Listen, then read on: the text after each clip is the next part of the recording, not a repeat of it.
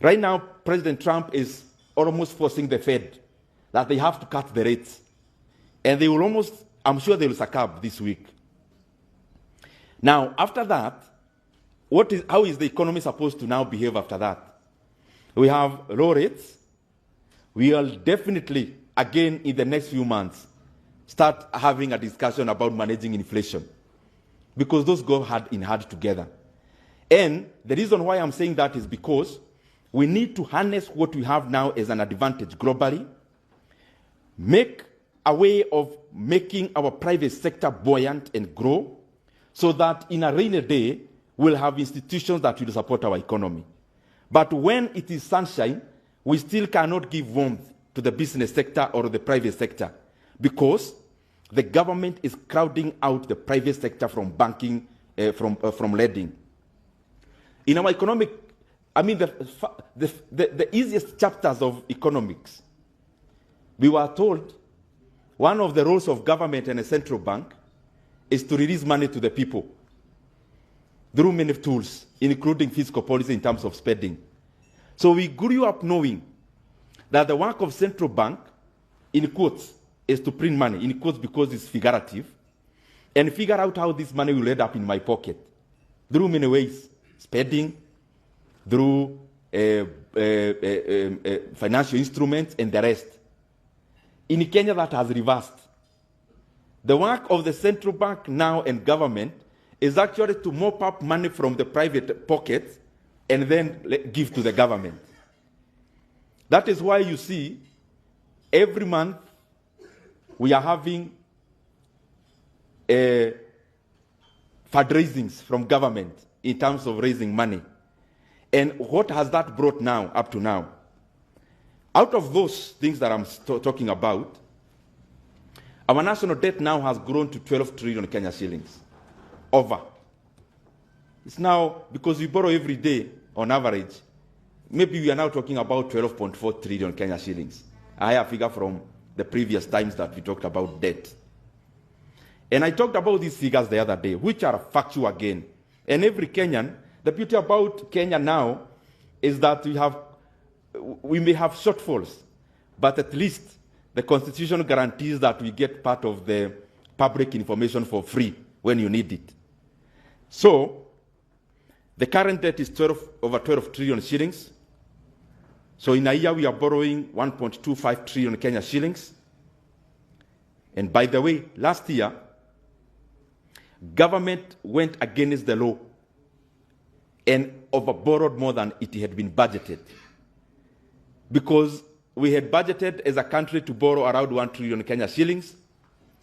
The government, by the close of the last financial year, actually borrowed more and borrowed 1.25 trillion Kenya shillings. What that means is that we are borrowing around 100 billion every single month. And every single day, including today, Monday. By tomorrow morning, the country will have borrowed 3.5 billion every single day. And therefore, every hour we are talking about around 140 million shillings every hour. So we've been here for 2 hours. So we borrowed that much. And, you know, many times I think we need to sober up as a country. Because if you don't sober up, the economy will force us to sober up. And when the economy forces us to sober up, it will not be very easy, like giving a speech as I'm doing today. The ramifications will be dire. Maybe what we need to do is to take some of the people from the National Treasury for a benchmarking trip to Ghana, and they interact with real people, not the economy. You know, many times you talk about jargons, GDP and the rest. You now go and interact with a pensioner in Ghana. Interact with a person who had bought government instruments in Ghana, who, after they borrowed too much, they had to call borrowers in a round table and tell them, guys, listen, I know I owe you 1 million shillings, but from today I am the sovereign. I owe you only 700. That's what he called a haircut. Okay, take government to court. You are given even something, ya kuchota government. Okay, where will you start? getting a GK vehicle on the road, or where. You see, some of these things, they seem like superlatives, but they are real. The government tells you, you're a pensioner, I owe you this much. But from today, you are taking a haircut of 30%. Haircut means I'm cutting. Not postponing, cutting. Forget everything else, me, I owe you this. That is where Ghana ended. And when you hear us talking about debt, it is because if we reach there, it is catastrophic. And it would affect everyone. And it will affect all the facets of our economy. There is the other thing, so that I wind up with debt. And I'll be very brief today. PS was asked about something I've been talking about called securitization. And when you get a chance, you'll explain to us based on your experience. There are people who want to tell us securitization, you can treat it as something outside of the debt. You'll tell us whether that is possible. Because from where all of us sit, it's not possible.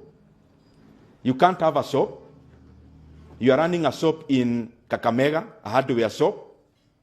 You take a debt from the local bank. You are supposed to service this debt using, of course, the proceeds from your hardware. Then we go to a different bank and say, please lend me money. Part of the things I sell is cement. So I want to securitize what I get from cement. It will come directly to you. That's what is called securitization. If not a different bank, you already have borrowed money from bank A. And you are servicing that debt out of the profit from the entire profit from your hardware. Then you get another bank on the side. And you tell them the revenue from cement and from steel, chuma, ile nauza, it will now be coming to you. And then you want to tell us that is not supposed to affect this other debt.